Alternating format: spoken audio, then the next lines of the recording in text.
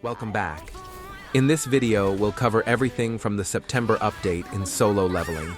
Arise, brand new quality of life features, improvements, and of course the full showcase of the new hunter, Sung Il-Hwan. By the end, you'll know exactly what's worth your time, which features speed up your progression, and whether you should summon for the new hunter. Let's start with the quality of life improvements that make the game smoother for players.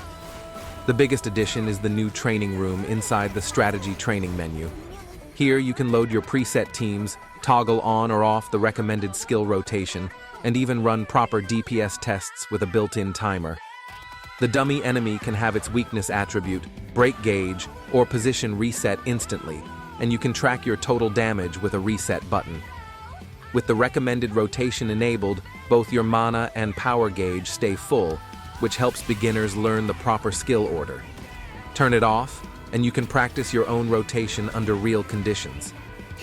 Simulation Gate also received a useful practice mode. You can now choose between test mode and normal mode. Test mode lets you enter without using a code, so you can practice strategies, routes, and code combinations as many times as you like. Once you're ready, switch to normal mode and push for a real clear. This is a major improvement because you can experiment and fail safely before committing resources. The battle tier system also received a complete UI overhaul. Now you can clearly see how your combat power is distributed across Sung Jinwoo, Hunters, Shadows, Armory, and Remnant power. A new menu also shows detailed growth information by battle tier for each hunter, including their level, upgrades, weapons, artifacts, and skills. This makes it easier to track progress and identify where to improve. Presets also got a huge improvement. You can overwrite an existing preset directly from the formation screen and make adjustments without jumping through multiple menus. Artifacts are more convenient as well. The Enhancement Reset feature, which used to be available only during limited time events, is now permanent. You just need a reset ticket, which can be obtained from shops or events. Enchanting artifacts also got easier. You can now select multiple sub-options and roll them all at once. That means less time stuck in menus and more time actually testing builds. Gates have been made more rewarding. Experience and gold drops are higher, weapon enhancement gears are more common, and marks of time drop more frequently. Special gates also appear more often when re-exploring. The daily recharge limit for gate keys has been raised from 10 to 30, although the cost rises after the first 10. Mining teams were expanded as well. The cap goes up to level 50, the dispatch list increases to 100 slots, and mining time can now last for 7 full days. This adds a lot more passive income and long-term convenience. The shadow system also received important updates. A new shadow called Jima was added. Jima increases team attack and shield acquisition, though in practice the shield effect is modest. The real value is unlocking a higher Army of Shadows level cap, which now goes up to 156. To reach these higher levels, you need a brand new material called Shadow Waves, which can be acquired in shops, the Battlefield of Time exchange, and through new secret missions in Shadow Enforcer. With the quality of life improvements covered, let's move on to the highlight of this update, Sung Il-Hwan. He is a new SSR Dark Attribute Assassin with the exclusive weapon, Unbreakable Will. He comes with high burst damage, great scaling, and he really shines when played manually. If you enjoy controlling your DPS character, he rewards you with consistent high numbers. Let's talk about his build. In short fights, the Obsidian artifact set is excellent because it delivers fast, reliable burst damage. In longer fights such as Guild Boss or sustained content, Infamy combined with Expert pulls ahead. For cores, you have options depending on your playstyle.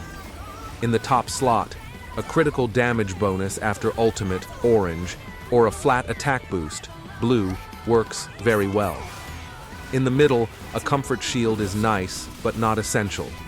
In the bottom slot, a core that helps with power gauge, Blue, or mana sustain, Purple, is valuable.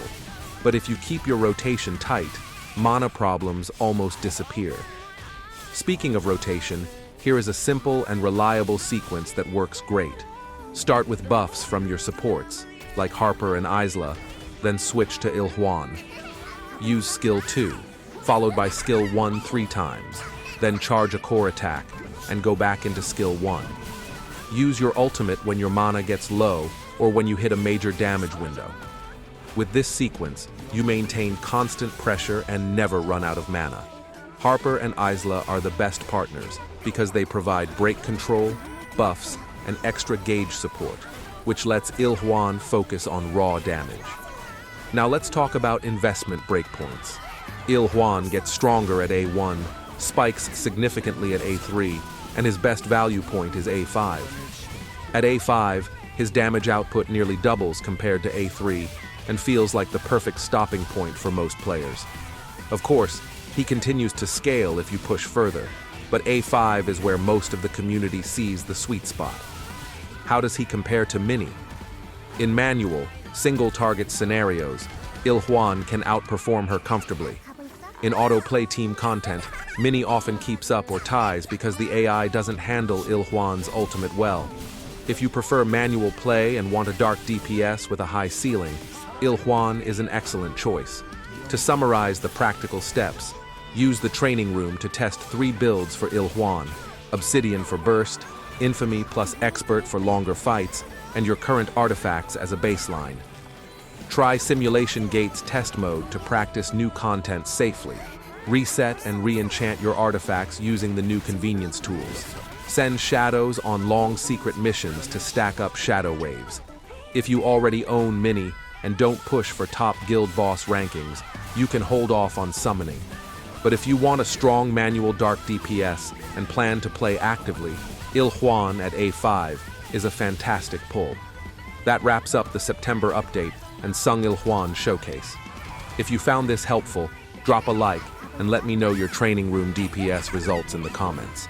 Good luck with your summons, and see you in the next hunt.